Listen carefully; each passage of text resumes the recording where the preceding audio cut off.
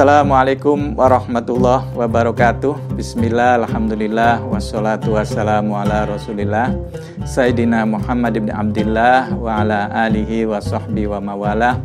La hawla wa la quwata illa billah. Amma ba'd.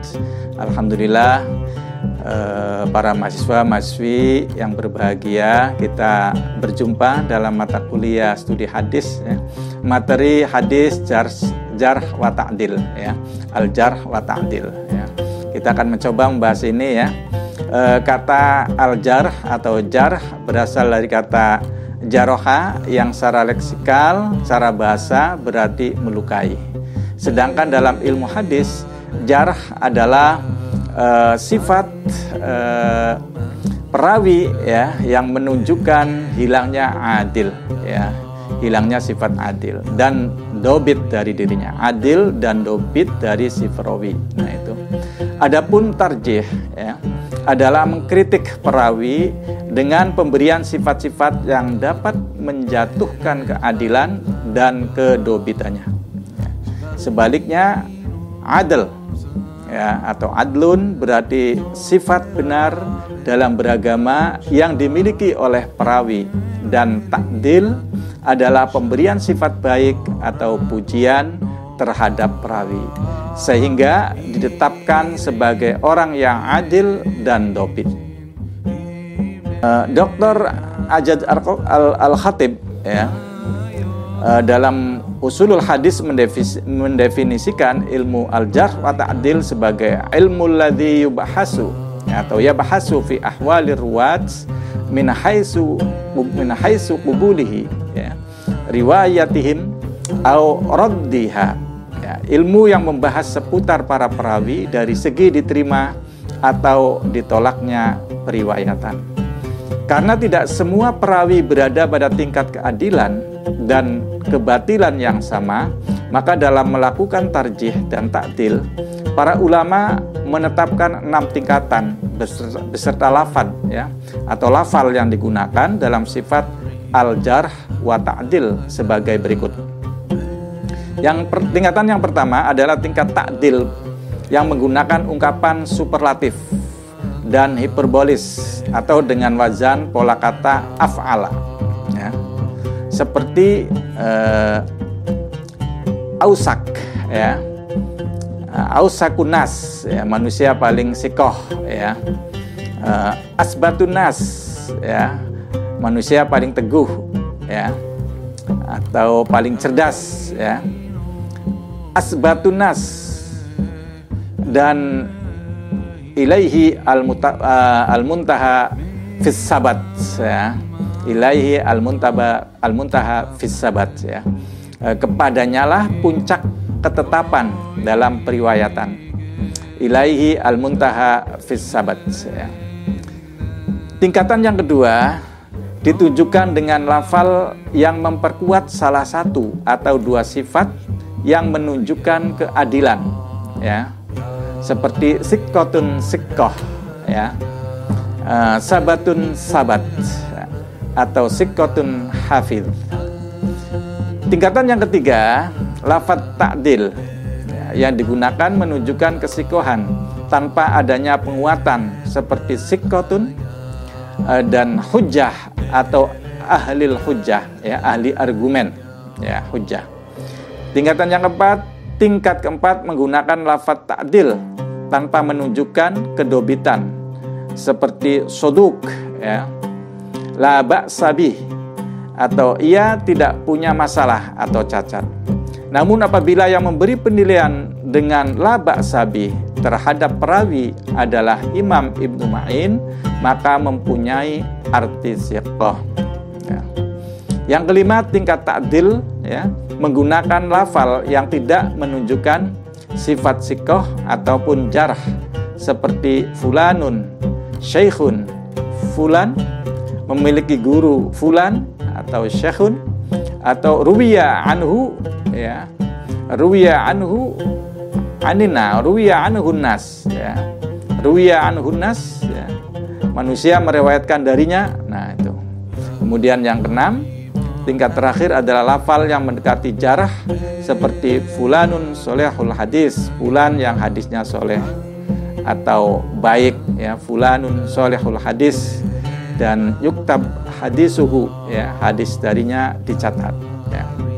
Para perawi yang ditetapkan dengan lafal pada tingkatan pertama hingga ketiga berarti hadis yang diriwayatkan dari mereka dapat dijadikan sebagai hujah atau penguat argumen, meskipun kualitas tiap perawi berbeda dengan yang lainnya.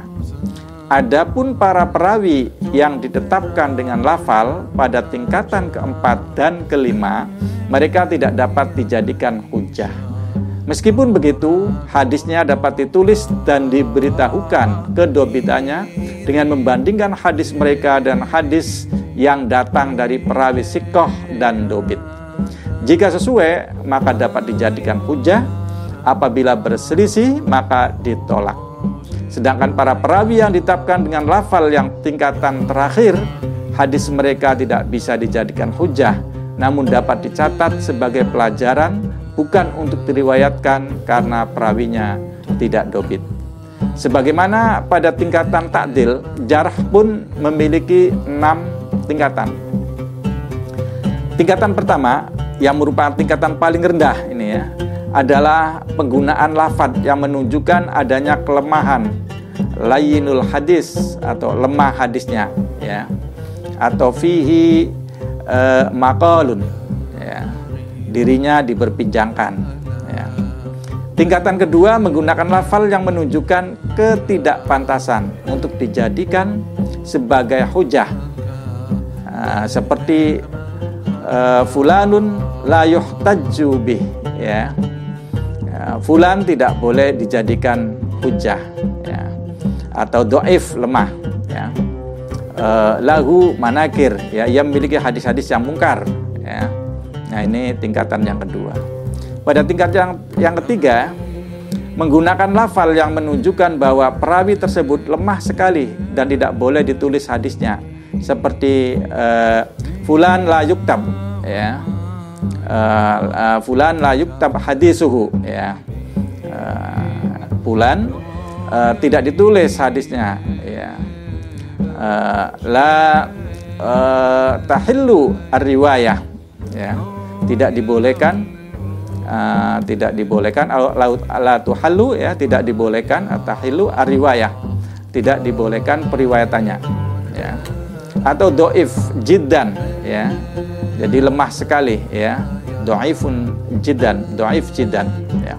Yang keempat, tingkatan menggunakan lafal yang menunjukkan tuduhan dusta atau pemalsuan hadis, seperti fulan muhtam bil kidbi, ya, atau muhtam bil kadbi, ya, ya, pemalsuan hadis seperti fulan